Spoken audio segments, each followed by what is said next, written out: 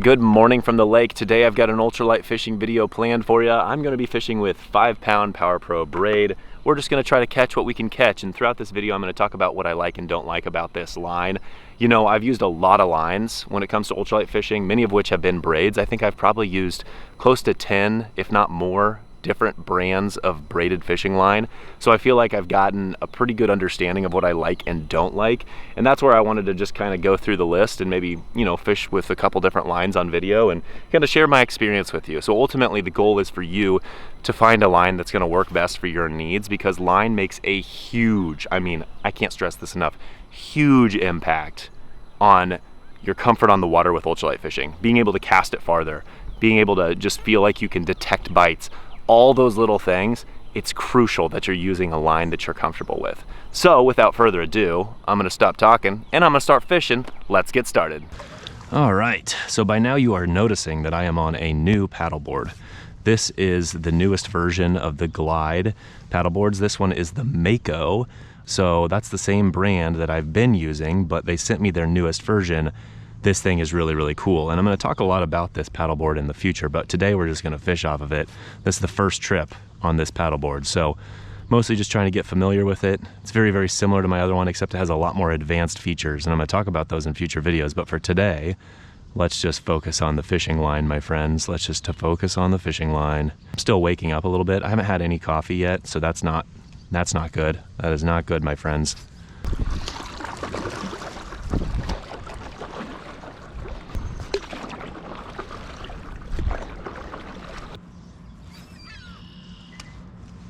Now you might be wondering what setup I'm using this on. This is a size 1000 Daiwa. This is a Procyon LT 1000. This reel isn't necessarily made anymore, but it's very similar to a lot of the Daiwa LT series. Very good reel. And then I've got this on a Yamaga Blue Current 3 5'10" ultralight rod. I love this rod. I've done a video on it in the past.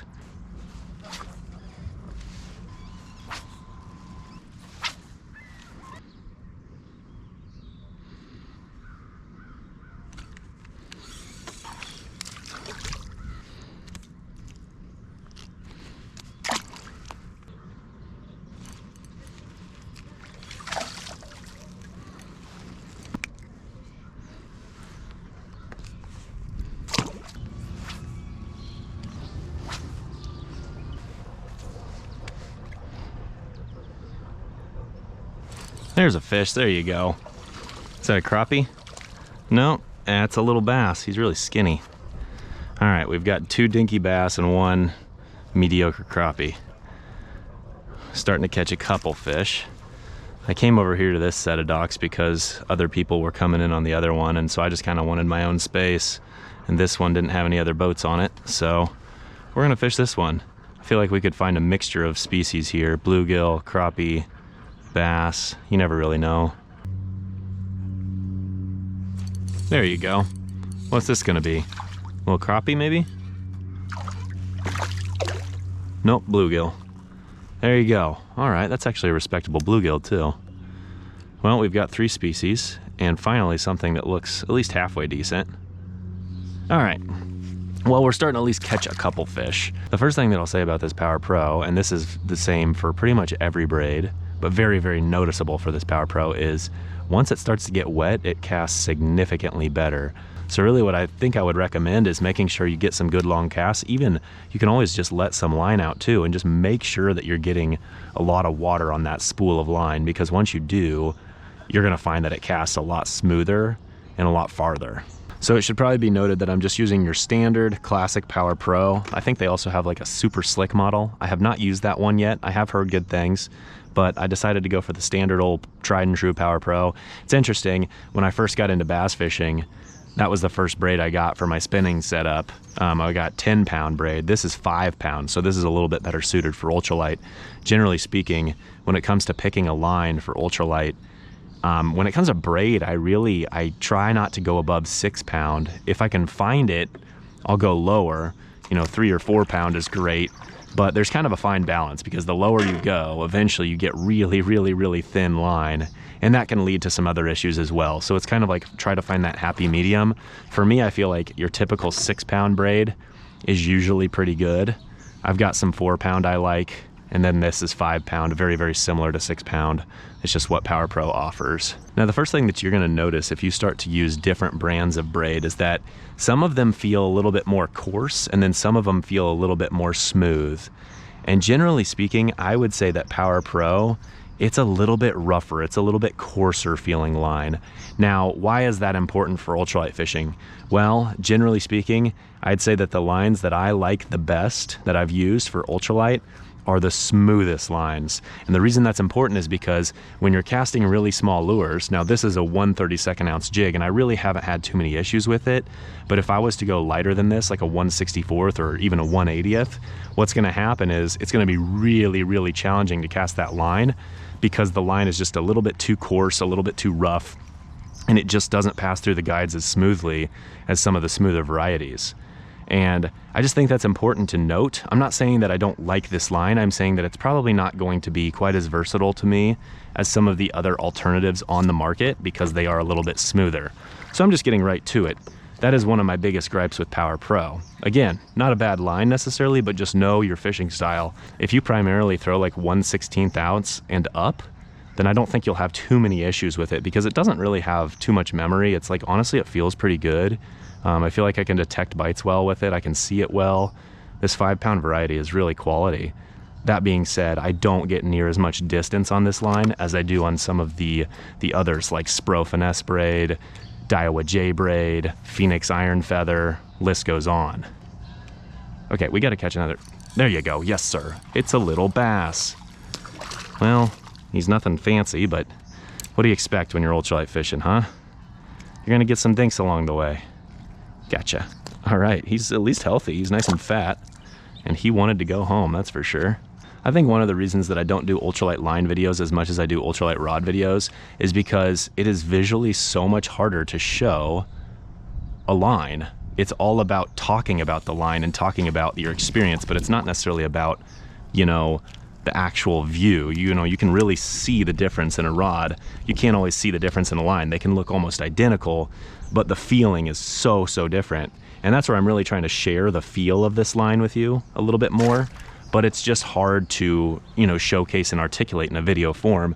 I did bring this other ultralight rod with me today. Now this is my Phoenix Iron Feather, and I think this is a 4 pound variety, maybe 5, I can't remember. I think it's 4. Either way, this is night and day different than the Power Pro. It is a little bit thinner. The big difference maker is just how smooth this line is. And that smooth line, like I said, it just comes off the reel so easy. Now, you can't necessarily compare apples to apples here because this is a little bit different setup, a little bit different weight, but man, this thing just, I didn't even get the line wet and I just zinged it out there and it was just effortless. I'm telling you, this Phoenix Iron Feather, I can cast as far as any braid out there. Again, pros and cons. I think the one thing that I'm not really talking about, because I haven't really noticed a major difference, but I'm sure there is a difference, is abrasion. I don't know how much different the abrasion resistance is on a Power Pro versus some of these other models. I haven't noticed substantial differences between lines. Usually braids are all a little bit, you know, abrasion, they're all gonna be a little bit prone to abrasion, and abrasion is ultimately gonna be what makes them break. But I can't say that there's a specific line that I think, you know, has done better versus worse. I think it's really hard to tell because not all forms of abrasion are, you know, they're not really consistent. If I was in an area where I was getting a lot of consistent abrasion, maybe I fished on a lake that had a lot of mussels and I was trying different braids, I would maybe notice a more substantial difference. But as of right now, I think it's just one of those things that if you're gonna choose braided line, you just need to know that you should really try to avoid those abrasions. And really what that abrasion is it's things that are going to rub up against your line and put a nick in it, because that's ultimately gonna be what causes that braid to fray and then ultimately break. And I've had that happen before, but I can't always know exactly what caused it or what that breaking point was. Oh, there's a bass swimming down to it. Gotcha. I saw a bass coming down after it, but then a bluegill came and ate it. There was like 2 or 3 fish down there. And we're going underneath the dock. Okay, that works. All right. Nothing too great, but it's another fish. See you, buddy.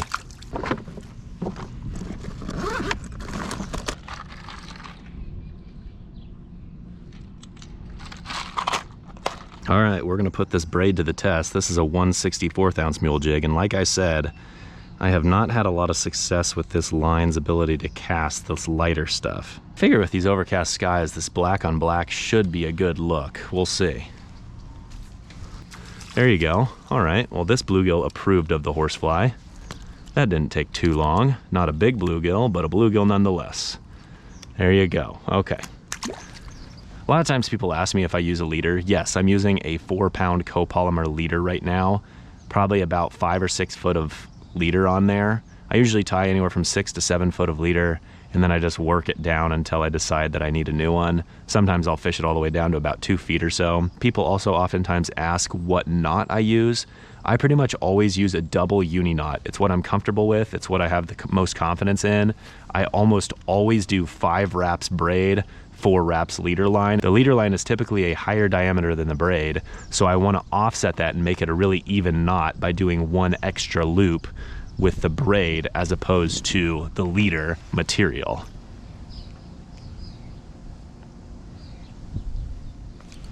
Oh, there you go. Nice crappie. Nice crappie decided to come eat it. There you go. There you go. That's a respectable slabby. This lake, a lot of times I catch kind of like small to medium crappie, so this is a pretty good one for this lake. I'll take a little crappie like that any day of the week. Beautiful fish.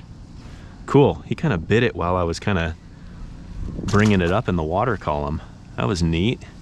Well, here's what I know about crappie. They tend not to be alone, so surely there's got to be another one down there.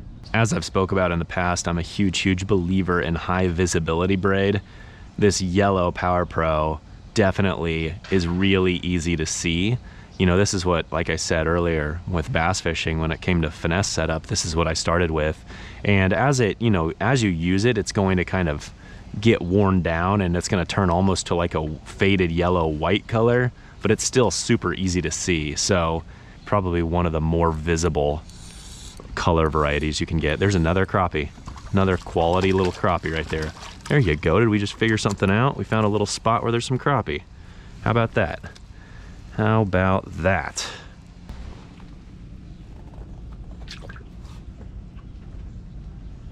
You know what I really need right now? I need a coffee. Will someone just bring me a coffee to my paddleboard? That would be the best. But the good news is we're starting to catch a couple of fish. We're not catching them like left and right necessarily, but we're certainly catching fish. It's just a little bit scattered. And a lot of times with that cloud cover, I feel like the fish do scatter out a little bit more. When you have the sun, they tend to gravitate towards those same locations. When you have a lot more cloud cover, they tend to just spread out and be scattered. So I guess it kind of makes sense that we're just kind of randomly stumbling on fish. Not mad about it. Certainly catching enough for my liking, but all in all, the Power Pro is working good. You know, like I said, it's definitely not my favorite braided fishing line option, but it's pretty good, and for the price, you can't necessarily go wrong. I would say with braid, because it lasts so long, generally speaking, I would recommend spending a little bit more to get a higher quality option because you're going to get that payback. It's going to last you a long time. Usually I have a spool of braid on my reel and it'll be there for a long time. Usually I'll fish it for several years because I'm stubborn and I don't want to throw it away. Some people swap it out more often than that, but I don't think you necessarily have to. Rate of fall is actually an interesting thing I've been thinking about a lot lately too. And that is something that your line can play a role in as well. You know, braid, as you can see, this braid floats. You can just see it on the top of the water there. And I think just about every braid out there floats. But, you know, in some cases, if you're fishing with really, there's another one. If you're fishing with really light stuff, you might want to consider a sinking line if you want to get just a little bit more rate of fall on the light stuff. And that's where that polyester or that fluorocarbon might be a little bit better option, because the Power Pro, or any other braid for that matter, is likely going to reduce your rate of fall a little bit because of the fact that it floats. Another crappie. Now, I picked up on that bite because my line was literally moving left or right. And again, that's where that high visibility is going to help you out a lot. All right, so just watch my line. I'm going to let it sit on the top of the water. Oh, he's moving with it. There's one. That's a bluegill. That's a bluegill. I was going to try to show you the line moving, and before I could, it just immediately ran off with it. See you, buddy.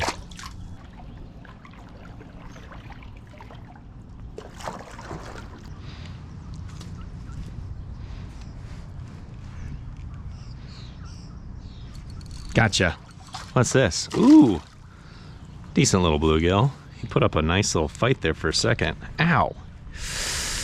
He just got me with one of his fins. That hurt.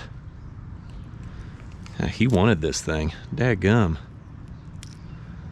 Not very big, but he wanted to be big. That's for sure.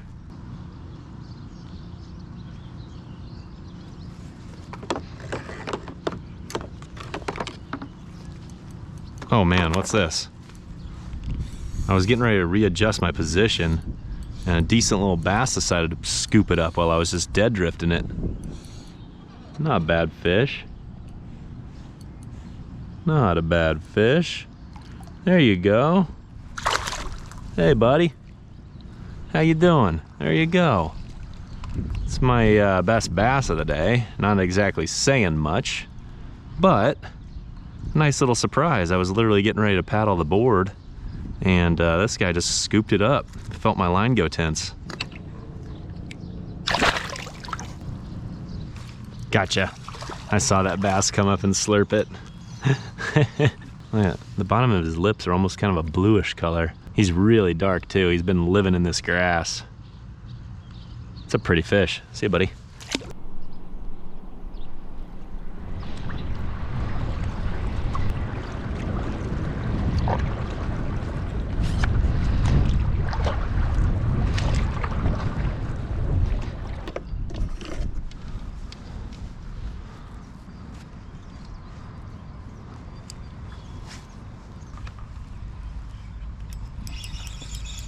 There you go. What's this? Probably a crappie. Oh wait, no. Jumbo. Is it a bluegill? Jumbo gill. Yes, sir. There you go. Switched over to the iron feather setup. Got me this big old gill. Look at that. Oh man, what's this? What's this gonna be? I made a super long cast. This has got to be a bass, I would think. Maybe it's a decent panfish, we'll see. I got a lot of wind. Yeah, it's a crappie, I think. Ugh. I'm getting blown down the lake right now. There you go. There's a crappie. I'm just kind of fishing my way back to the ramp. I'm getting blown right to the ramp. That's a quality crappie. He popped free. Got another one. This is ridiculous. I'm literally casting it way behind me and just letting the wind take me. And I just kind of just feel for bites, and there you go. There's a dinky crappie, but it's another crappie. Oh, another one. This is ridiculous. I think there's some crappie just kind of cruising around this area, and it's a dink. It is a dink. There's another fish. What is this? What is this? This is a bass. Oh my gosh, look at this micro bass. That, my friends, is an absolute dink.